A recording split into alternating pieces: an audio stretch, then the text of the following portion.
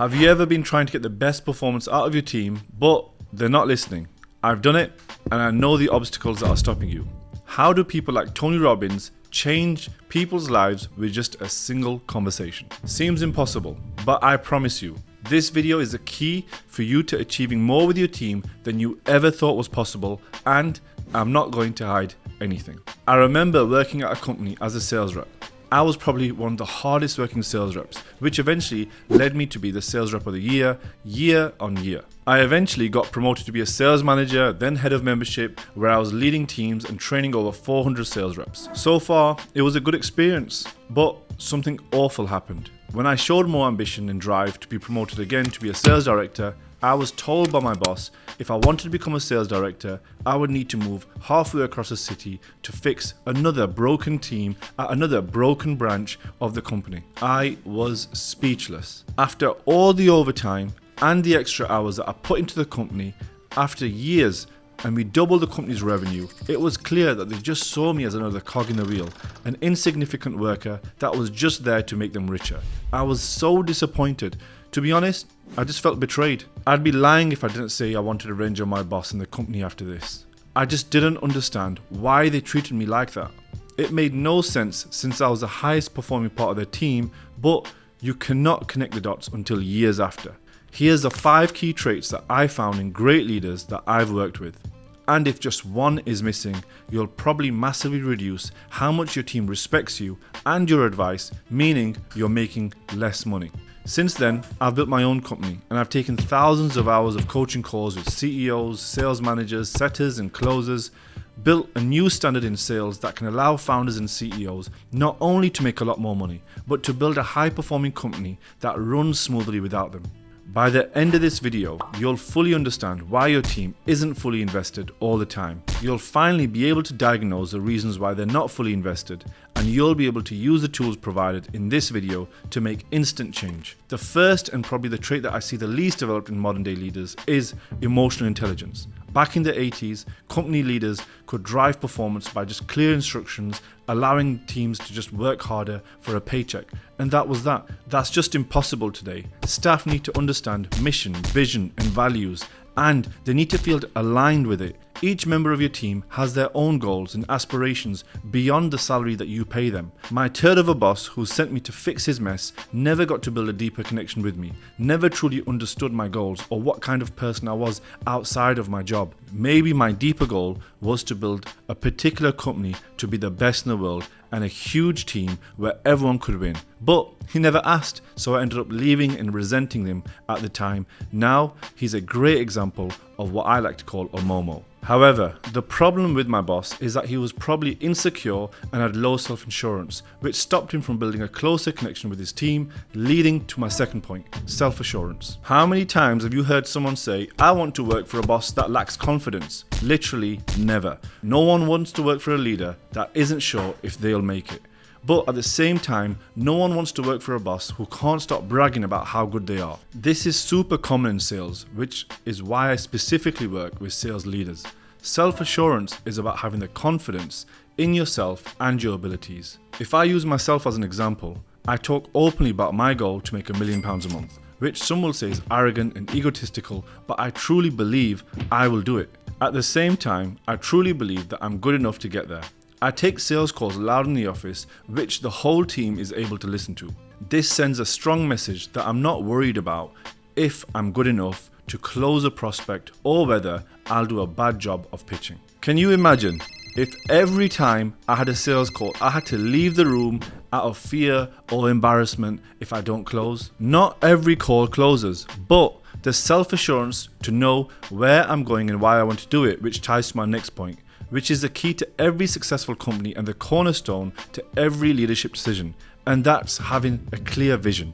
Every company has a slow month. Imagine if I had no mission or vision, so no one knew the end goal or the long-term vision. That means month by month, if we have a slow month, they work even harder and stay over to get the work done, to build a collective success for us all. Not only that, I have a clear list of influential people in business that I want to do a podcast interview with over the next few months and years. I said a while back to my creative manager Alex, will collab with Iman Ghazi. Soon we'll meet in Dubai and maybe even record a podcast. And I know he didn't even believe me because he laughed, but I reminded him of the vision and I could confidently show him the path. A couple of weeks ago, we were in Dubai at a private table at Bagatelle with Iman Ghazi and his head of production, discussing business and content. Now Alex is self-motivated and looks at the vision. He sees where he can go personally, not only, oh shit, this was a shit month, I need to consider my options. Let me just cut to the chase. Leadership is hard as fuck without vision, but your team will lead themselves and each other when they see the North Star. Now I'm going to ruffle a few feathers here and I might even contradict what I've just said, but I actually will send my team home when they start working too much. That is because a good leader has a strong sense of duty to their staff, which is the fourth trait. If there's a member of the team that's 100% committed, working later, coming earlier, eventually their performance will take a dip.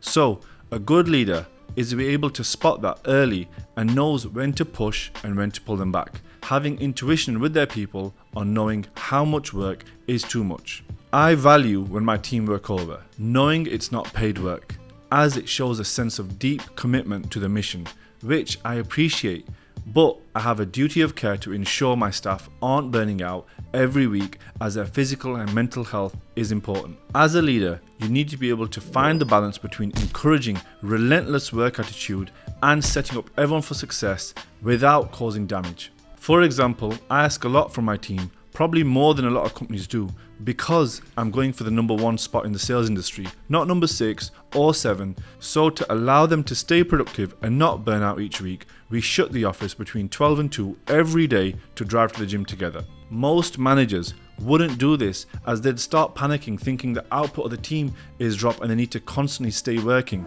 A great leader who is emotionally intelligent understands the duty of care to their staff as a whole, not just how many dials were done or how many reels were trimmed that day. And that's exactly why it's so important to have a sense of duty for your team.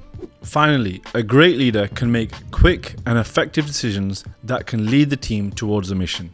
A while back, I bought into a program about Facebook ads, and I was supposed to get these Facebook ads to work.